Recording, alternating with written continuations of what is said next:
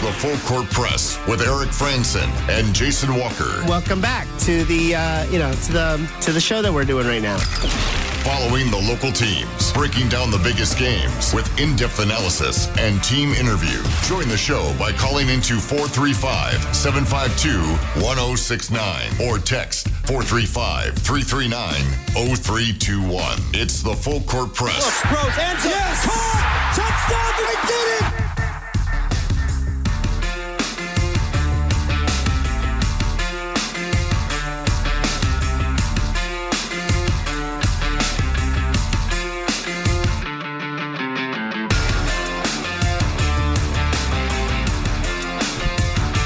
Welcome on into the Full Court Press. Jason Walker, Eric Frandsen here on a Thursday.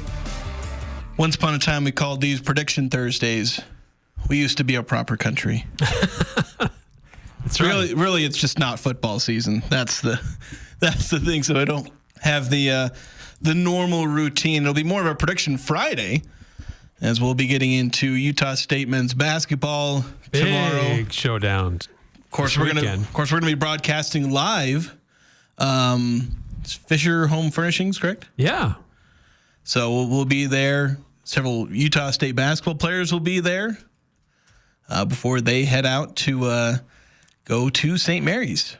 Yes. Yeah. So come by, stay high, visit with us, bring some stuff to be autographed if you'd like, because Mason Foslev will be there.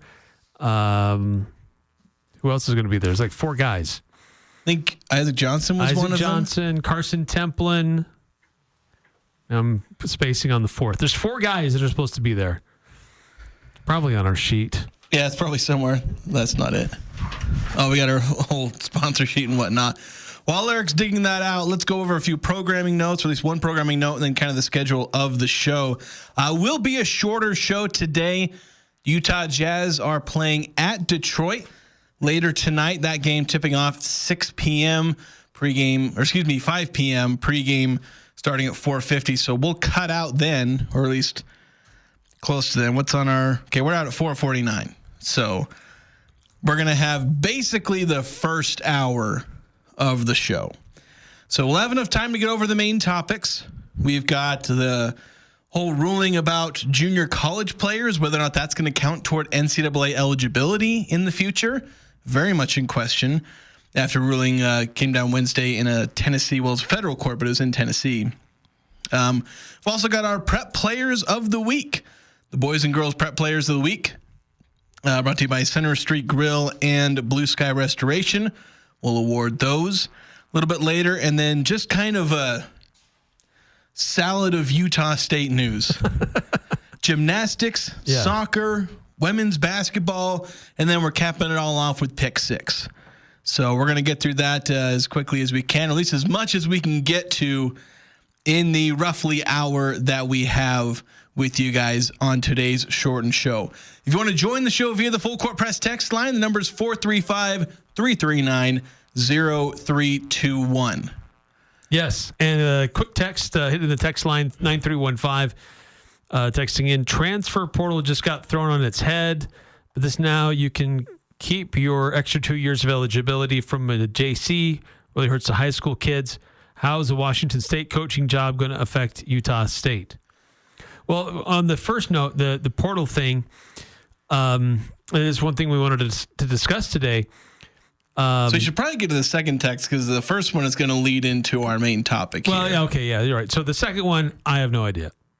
I have no idea. Appreciate the honesty. Yeah, I really don't know. I don't think it will affect Utah State, but Washington State has... This is football, right? Yeah, Washington State's coach, Jake Dickert, is going to Wake Forest. A lot of upset people there in Pullman. Then he's throwing shade at Idaho and Utah and all that. Saying, "Oh, yeah, I don't have anything to recruit." Yeah, I used to be next to Utah and Idaho and all that. In Canada. Yeah, in Canada. And now I've got Virginia and South Carolina and all that. It's like, well, okay, well, yeah, it's really too. weird. So, so he's out. How is it going to affect Utah State? I really have no idea. Other than Utah State might benefit from some of the players that put their name in the portal. Maybe the Aggies can pull some of those guys away. I don't know. Yeah, potentially. It's not going to affect the coaching staff, I wouldn't think. No. But New Mexico was maybe sweating bullets over losing their recently hired head coach. Yeah, but they introduced him at the game. Yeah, I feel like that wouldn't have happened if he was having second pretty thoughts. Good. Yeah, he's there to stay. So Washington State will have to look elsewhere for getting their head coach. Yeah, but to the first question about the portal with extra eligibility. Yeah, so there's federal judge has a ruling. This wasn't an NCAA thing. This was a judge that did a ruling that was in favor of what's his first name? Diego. Yeah, Diego Pavia. More of an injunction because I don't think the case is completely over, but there is an injunction that basically kind of has this. It's like a temporary ruling, at least, maybe the full one later, but effectively a ruling for now. Yeah, so he's arguing that, hey, I spent time in junior college before I came to this level, and I should have more eligibility so I can continue to earn more money. Because if I don't, I'm out probably about $1 million. And the NCAA has forever said your time at the junior college ranks, that counts as your freshman and sophomore years. This has been the standard forever. Yeah. But now that NIL is in the mix and earning potential is suddenly a new thing, this is a new deal. Now, when this ruling came down, suddenly everybody's like, oh my gosh. Now everybody who ever spent time as a junior college athlete is going to have all this extra time available to them. That's jumping the gun a little bit. And this brings it close to home because the reason this is jumping the gun a little bit, this was a rule making that was specific to one individual. But if it's going to work for one, you can pretty much guess that it's going to work for everybody. Yeah. And one Utah State player that is, jumping on this as quickly as he can was Rasul Faison, who actually, like, last night, he was, tweeting about, he posts like the eye emoji, like, the wide eye or like, look at this type thing. Like, and then, they were kind of cryptic, but in hindsight, he was very much like, whoa, this is huge. And then immediately is thinking about coming back to college to play another year. He was looking to go to the draft, which he was a fringe draft prospect. I went and checked about as many NFL draft rankings as I could find. I wasn't because even the reports that came from his agent is that he was going to be a day 3 guy, and that day 3 is rounds 4 through 7. Yeah, the late rounds. And even that is being optimistic. Not to say that it's not unrealistic, it's just optimistic. He was going to be either a day 3 guy or an undrafted free agent. So he had actual NFL potential. But even then, the draft was, it would have been tricky. Because as I said, I was going through all these different, draft rankings. I didn't find him on a single running back ranking board. And some of them went 65 players long. Now, that's not to say it's the end-all be-all, because there's a whole draft process and a lot of guys can rise really fast. But it kind of showcases like, hey, the NFL was a bit of a long shot, realistic, but a bit of a long shot goal. And it kind of explains why the second Rasul Faison was given a chance to come back for maybe another year, or at least a hope that he can come back for another year. He's jumping on it as quickly as possible. Because I think he recognizes there's more earning potential, and who knows, maybe he proves himself even more and becomes a much more solidified day 3 or even day 2 if he's good enough and proves himself enough, kind of prospect in the NFL. So, yeah, as a lot of people, as you said, and as a lot of people online have pointed out, this Diego Pavia is a one-player thing, but I think part of the ruling is the NCAA is supposed to make some kind of ruling, among itself to figure out what, potentially change this rule. And it seems like the NCAA is going to have to kind of relent because they lost this legal battle. They've lost every legal battle. Like, if you sue the NCAA over anything, you can probably win. Can Utah State sue them over exit fees from the Mountain West? Yeah, who knows? Maybe they could. They sue them and say we shouldn't have to pay exit fees, and so maybe if they're looking for more lawsuits, because apparently there aren't enough. Yeah, maybe their lawyers are bored. They need to train some new junior partners or whatever in their legal team. But yeah, it just seems like everyone who sues the NCAA over something, they're getting it. And the hot ticket right now is just saying you're hurting my earning potential via NIL, and that's been a major winning argument. So that's what we're seeing here. And the report was Faison was going to go through whatever legal loopholes he has to do, and seems like he's very likely going to be able to pull that off. Now the question may be timing, because is he going to have to file a lawsuit, or is the NCAA going to come through with a ruling that quickens that process? But it's something that's incredibly intriguing, and like it could be a huge paradigm shift for college recruiting and for the development path for a lot of players. Yeah, absolutely. And already, coaches are speaking out against this. Steve Sarkisian at Texas, he does not like this. You're just going to get a lot of older players in college football. Is that a bad thing, though? I don't know that that's necessarily a bad thing, but what it does do is it stunts the opportunity for others to start to get opportunities, because you have all these older veteran guys everywhere, and so younger guys won't be able to get a lot of opportunities. I think it changes the math on like, okay, where are you likely to go? Like, are you going to seek out, like, are more people going to seek out junior college instead of maybe being a preferred walk-on, or, maybe accepting a D1 offer to an FCS or even, lower FBS school? Do they decide to go JUCO instead? And then decide, because obviously there are a lot of, doesn't count against you. Yeah, there are a lot of JUCO players who receive a lot of consideration. And if you can say, hey, I'm basically a junior, like as far as, old eligibility, as far as development, but I come in as a freshman, that would be incredibly attractive. And you'd see a massive shift toward JUCO recruits instead of high school recruits, which, how would that benefit or impact? It would certainly impact the Aggies, because they, in later Blake Anderson years, they were heavily going toward JUCO guys. Now they wouldn't be able to get half of them, because all the power conference teams are going after JUCO guys, because those are the freshman recruits suddenly. Right. So, I think what it really does impact are the high school players. Do they get as much attention? 'Cause if I'm a big a power conference, do I go to get a 17-year-old?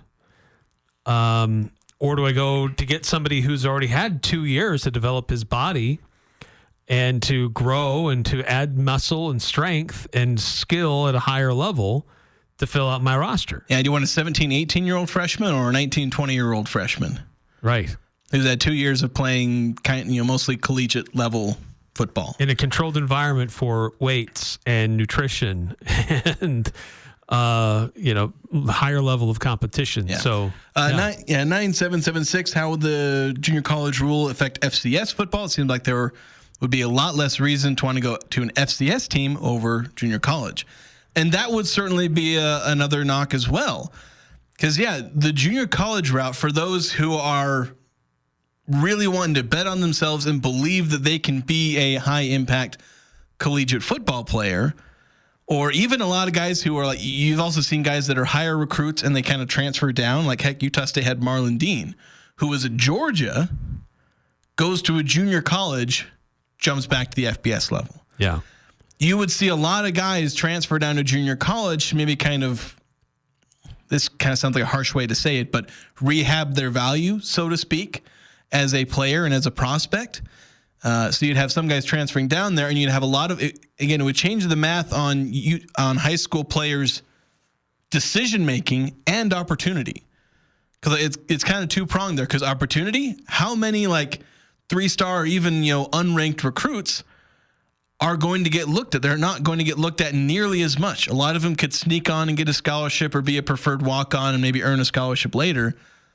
And with roster caps coming into play, like, it's going to be incredibly hard to be a high school recruit. And I think and instead of going to FCS, you're going to see junior colleges potentially start to kind of rule the roost as far as being development into FBS. Yeah. So do you have the choice if say Utah State isn't necessarily recruiting you very hard? Do you choose to go to Weber State, or do you now consider at a higher degree going to Snow College? Because if you go to Snow College, those years don't count against you. But if you went to Weber State, those years could. Yeah, and you're talking about Snow College that routinely puts players in FBS schools because of the type of program that they are. Yeah. So suddenly, if I'm Weber State, I'm freaking out. Yeah, and a lot of these junior colleges, like their whole pitch is we put you in, in basketball, so we put you in Division I, or well, the same with football. It's like we put you in Division I. Like that's their whole selling point. Their whole staff and everything is designed to get these recruits, to move on after their 1 or 2 years.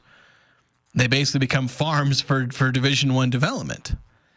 And I think you would see an increase in that.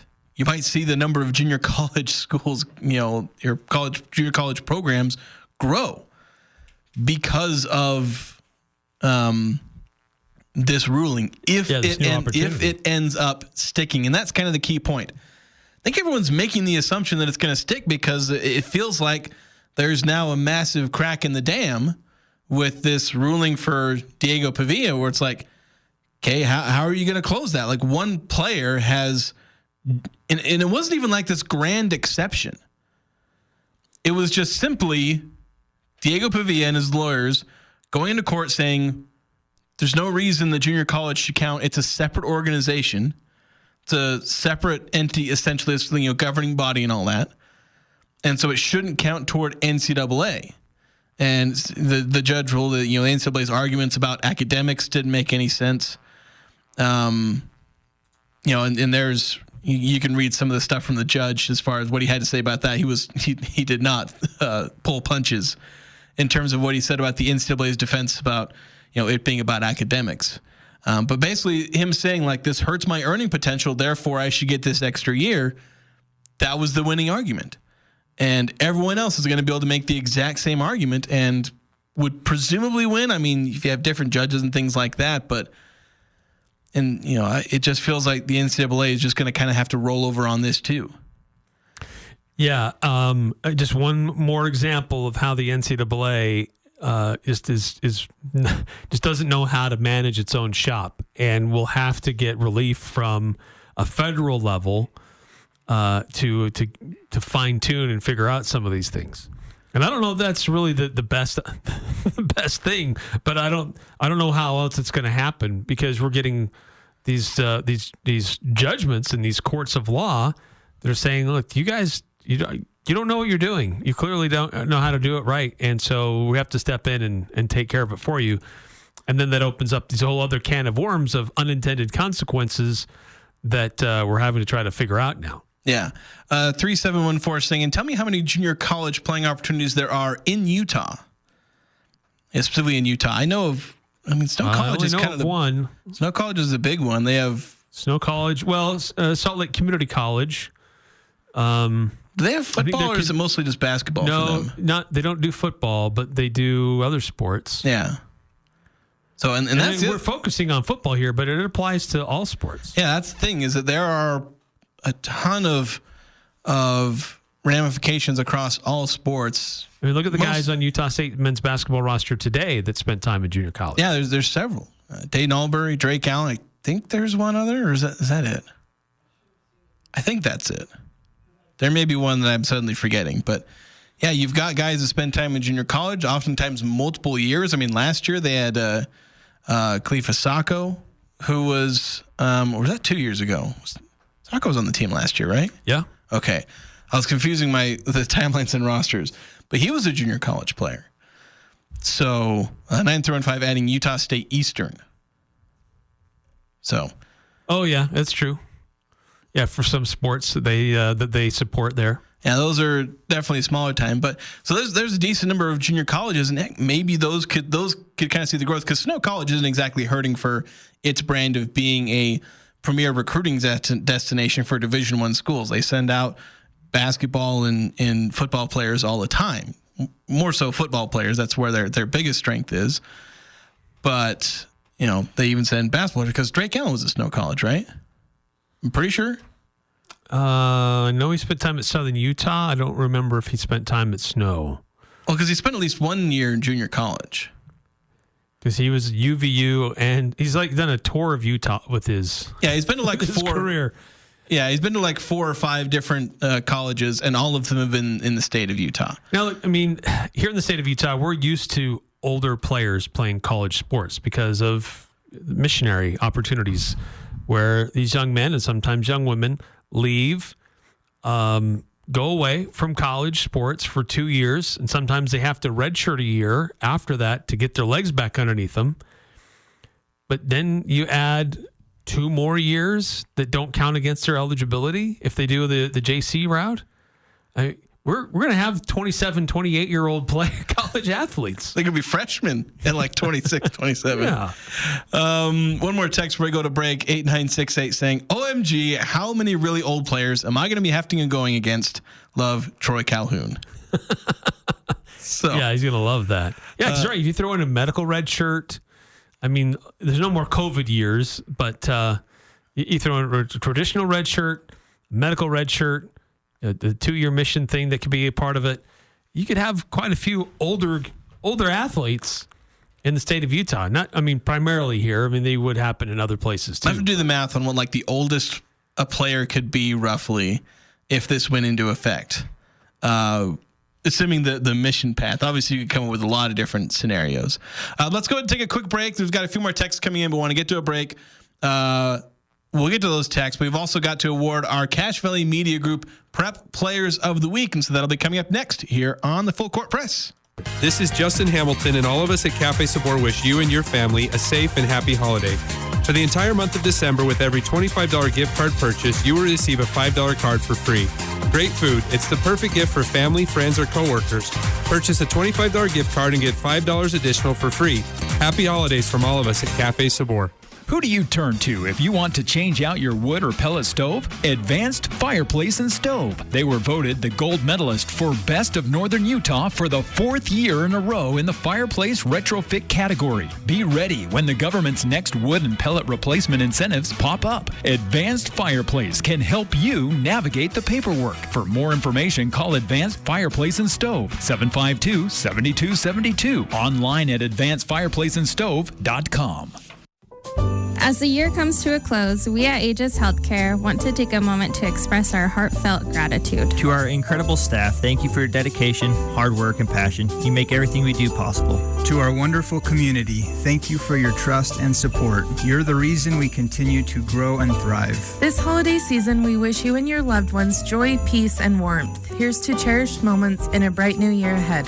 Happy holidays from all of us at Aegis Healthcare. We look forward to serving you in the year to come. People gather to give thanks, renew friendships, and celebrate traditions will always be what the holidays are about. This is Brett Green, President of Cache Valley Bank.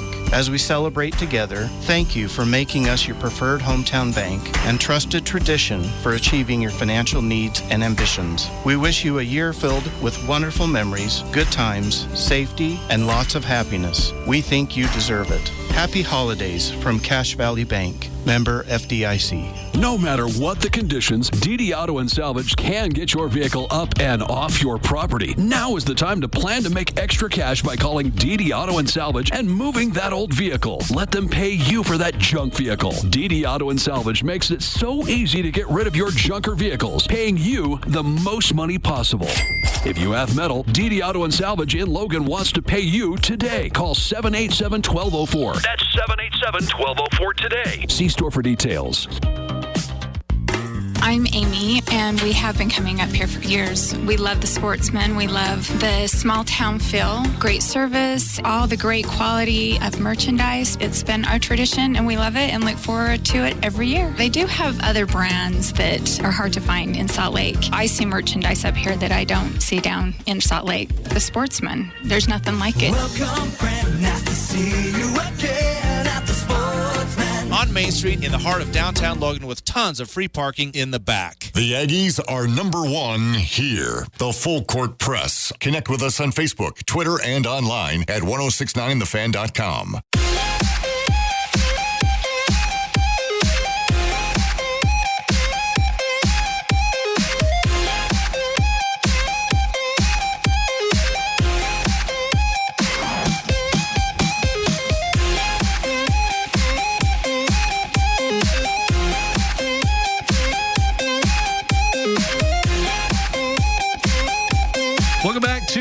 Sport Press.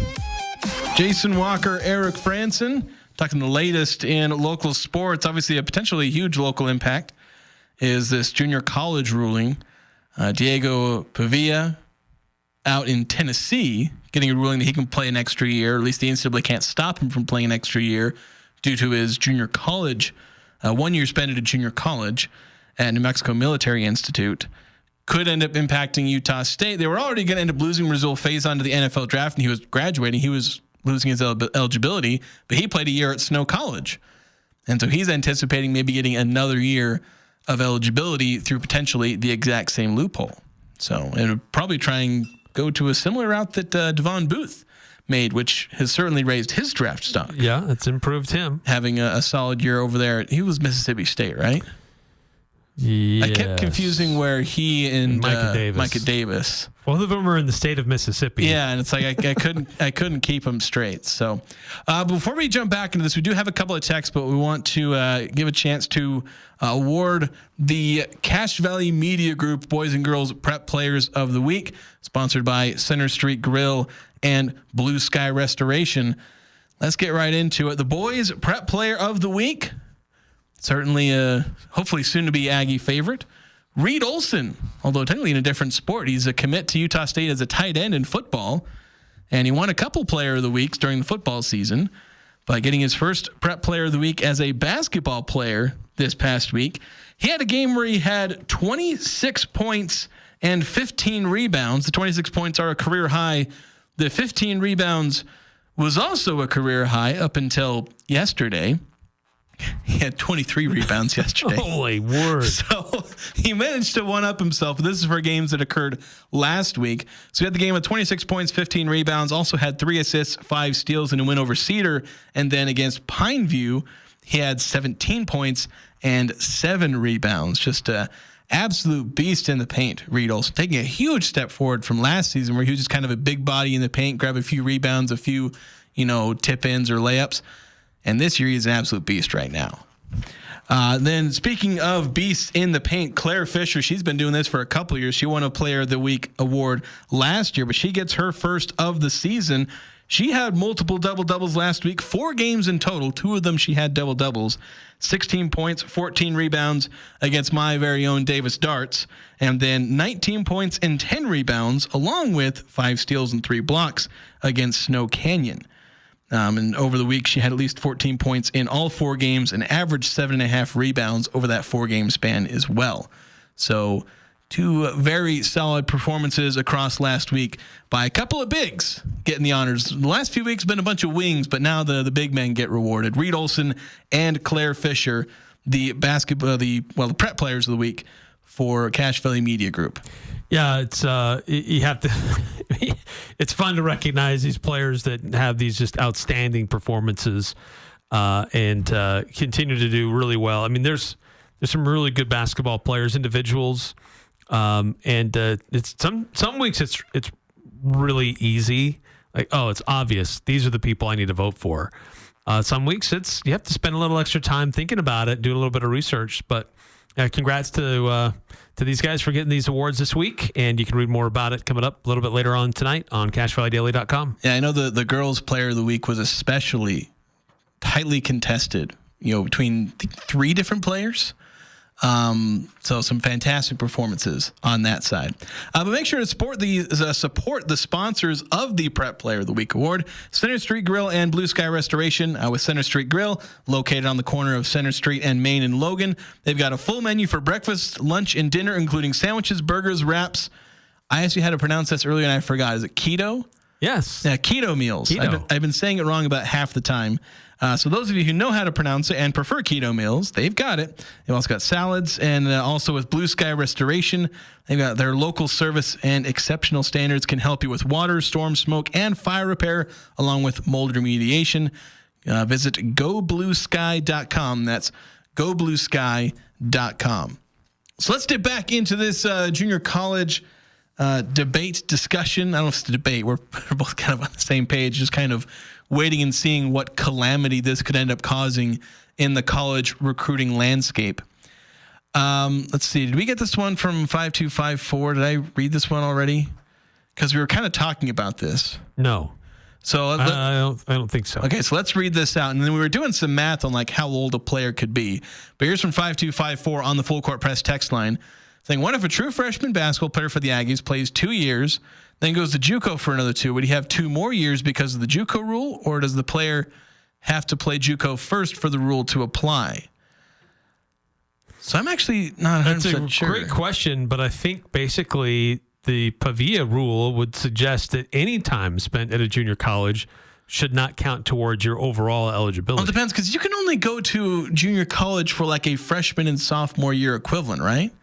You can't go down if you've already got 2 years worth of credits, right? That's probably true. I mean, it would depend on like how many credits they accepted. Because if you've already played your freshman and sophomore seasons at the FBS level, and if you need to transfer, in air quotes, down, then I think you'd have to go to the FCS route. Yeah, the math that we were doing would be like, what if you went JUCO first and then like to, Division I, and say you go on a mission as well. We were doing the math, and essentially you would be a 27 or 28-year-old player. Like, because if you went on a mission right out of high school, plus 2 years, then you went JUCO, that's another 2 years.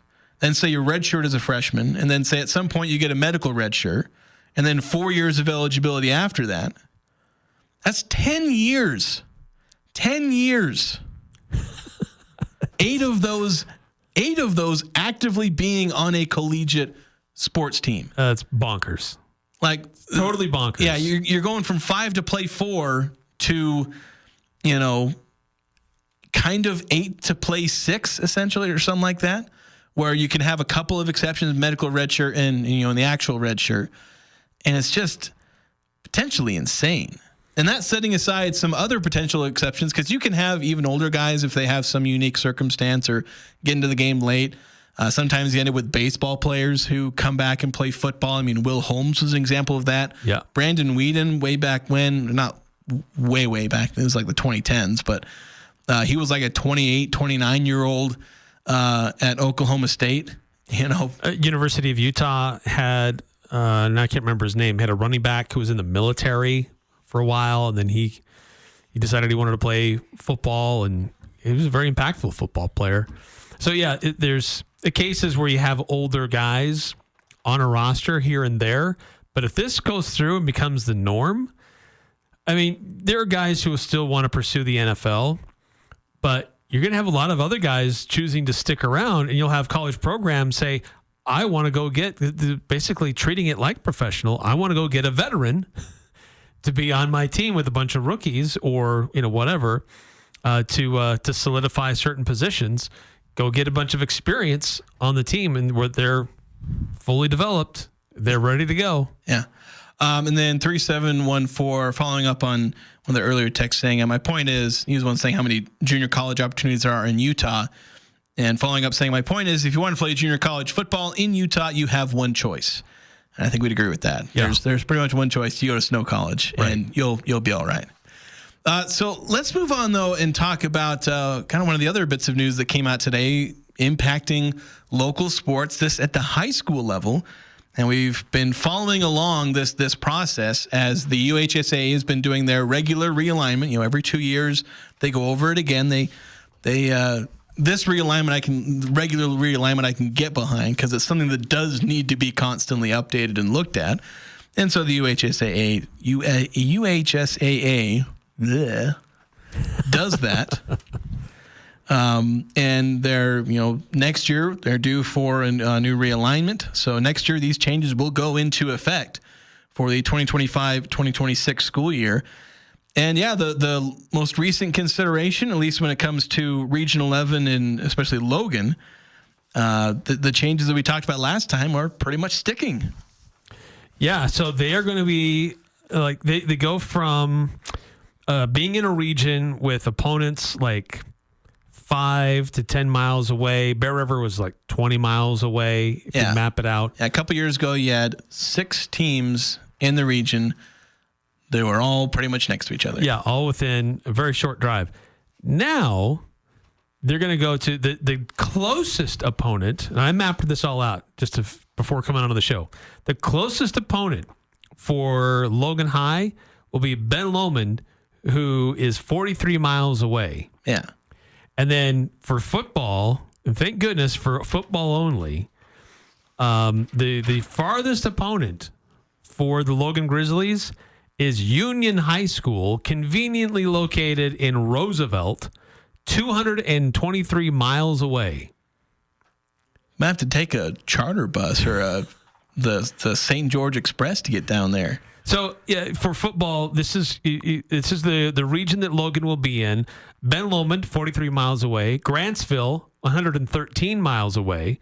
Morgan, 71 miles away. And Ogden, which is 50 miles away. And we already mentioned Roosevelt, or Union, which is in Roosevelt, which is 223 miles away. That's for football. That's a lot of miles. It's a lot of miles. And there is a slight difference for basketball and all other sports and activities. Layton Christian Academy will be in the same region. They have a good basketball program. Let's say, why are they going there for everything except football? They should be in 4A in basketball. They're usually in the semifinals. Yeah, they're an year. independent right now in 4A classification. But next year there'll be a 3A school in basketball.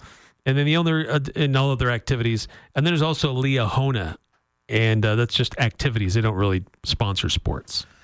So there you are. That's Logan's plight for 3A. That's Logan's situation there. 3A North in football, and then just Region 12 in all other sports and activity. Yeah, all other sports and activities. So that's Logan, their region, and then 4A Region 11. As we know, these changes showed up in the most recent consideration, and they are sticking with that.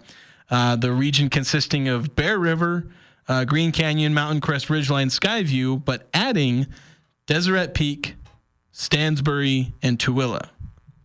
Yeah, so no more Westfield. Yeah, they move up to 5A. They're going to one of these. I forget where.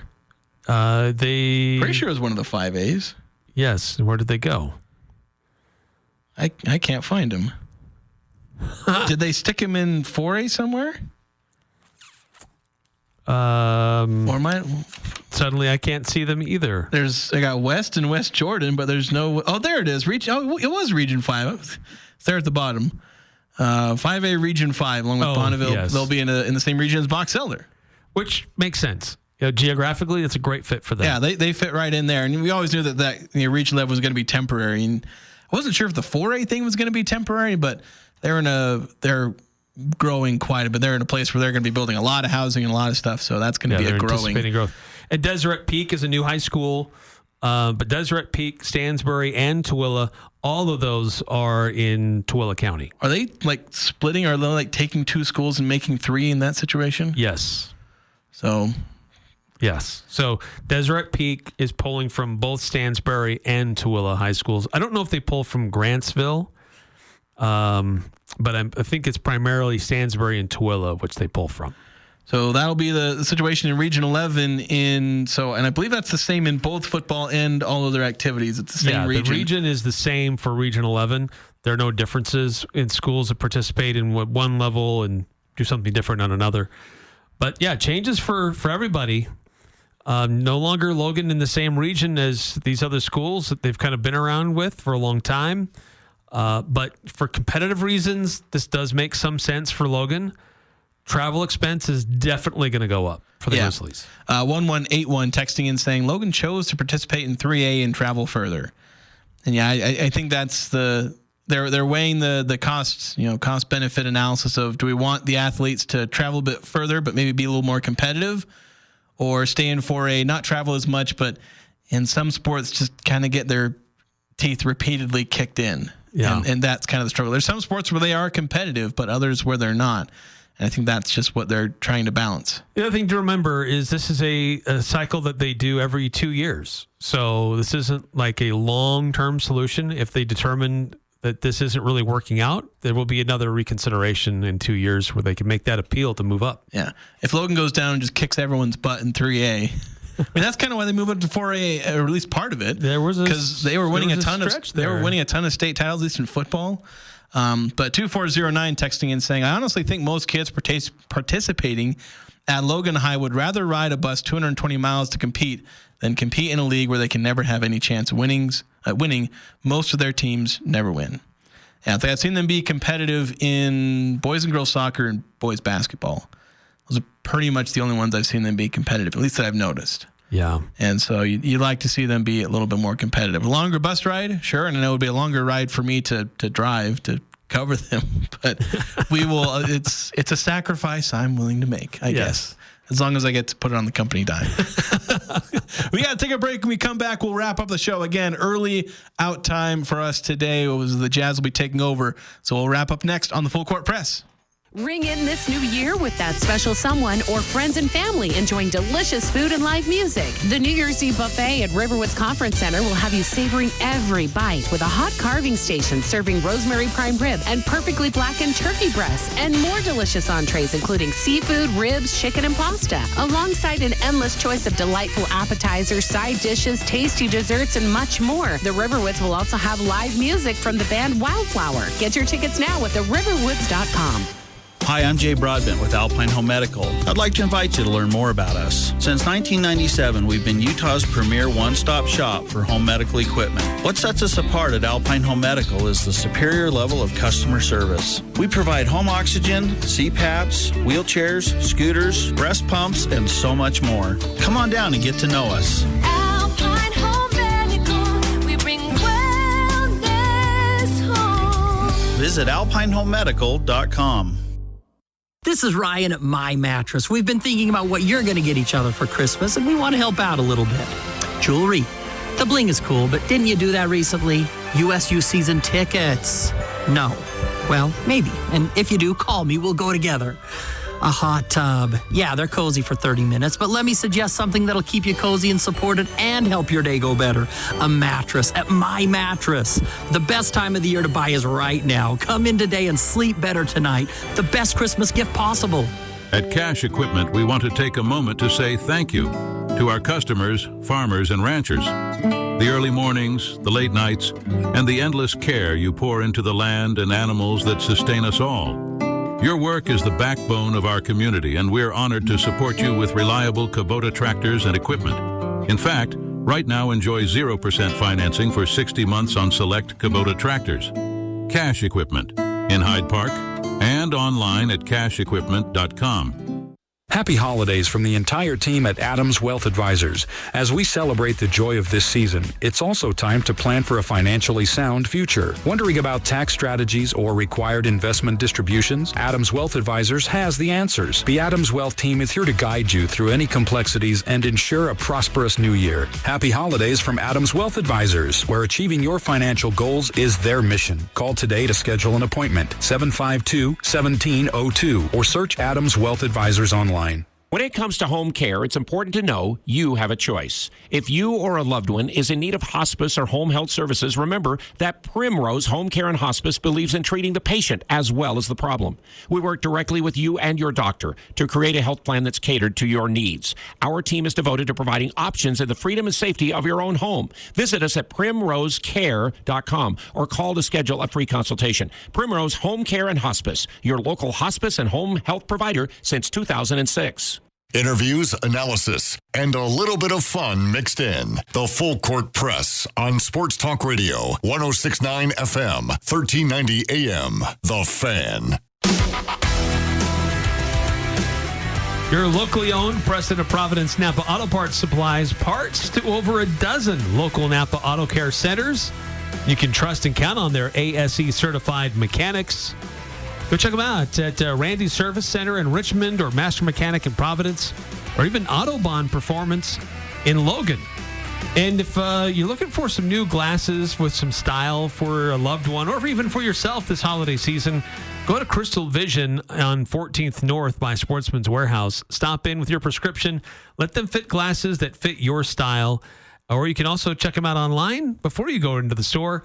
crystalvision.com. That's Crystal with the K, Krystal vision.com. Okay, so we got to rapid fire through a couple of things here with our Utah State news. One, Utah State gymnastics. They're picked second in the Mountain West preseason poll, and it was only 4 teams in the conference, but still expected to be a solid competitor in, I almost said region play, in Mountain West play. And they received 1 first-place vote. Yeah, so this should be a team that competes pretty well. Yeah.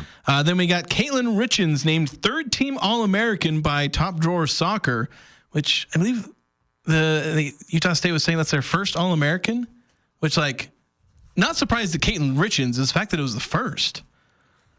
Well, yeah, but what's the organization that's handing it out? I don't recognize that organization. It's one that's, it's well known in the college soccer community, at least. Okay. It's not just a bunch of randos. Yeah. There is some recognition there. Okay.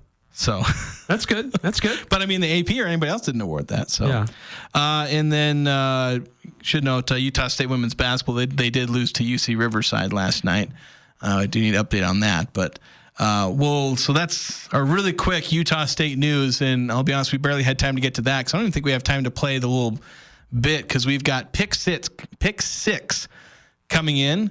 The return, we didn't get to do the results because I messed up doing something. So you didn't have the results from last week. And I'm sure I was going to win. So I'll say that my winning streak is over. That'll be my punishment for messing up. I'm not on a winning streak. I still made the tiebreaker, though. But let's get into it really quick. Eric, why don't you start with your lines? We got just under 2 minutes to do this. Okay, Preston is hosting Ridgeline in boys basketball Saturday morning at 10:30. Indians over the Riverhawks by 2.5. I'm going to take the Riverhawks. Okay, I'm going to take the Indians. All right.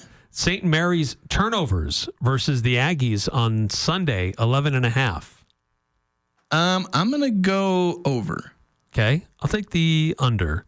And then Notre Dame over Indiana in the college football playoff by 7.5. I'm going to take Notre Dame. Okay, I'm going to take the under. All right. And then, so my lines, Jazz playing a little bit later tonight. Combined rebounds for Walker Kessler and Lowry Markkanen over under 17.5. Ooh, I'm going to take the over. All right, I'll take the under. And then Utah State 3-pointers made against St. Mary's over under 7.5. Ooh, I'm going to take the under. I'm going to go ahead and take the over. And then college football playoff first round this weekend. You mentioned one of the games. Total upsets by seed, although I think all the higher seeds are favored anyway. But I want to specify the upsets by seed number. Total upsets over under 1.5. This is 4 games, I believe. I'm gonna take the under. All right, so I'll take the over, and then the tiebreaker, Tulane. Florida is a 10-point favorite over Tulane. Do you take Florida or Tulane? I take Tulane. All right, there we go. So I get Florida. That'll do it for us today. Again, shortened show. Jazz taking over, so we'll pass on to them. They're taking on Detroit. See if they can get a win, end this losing run.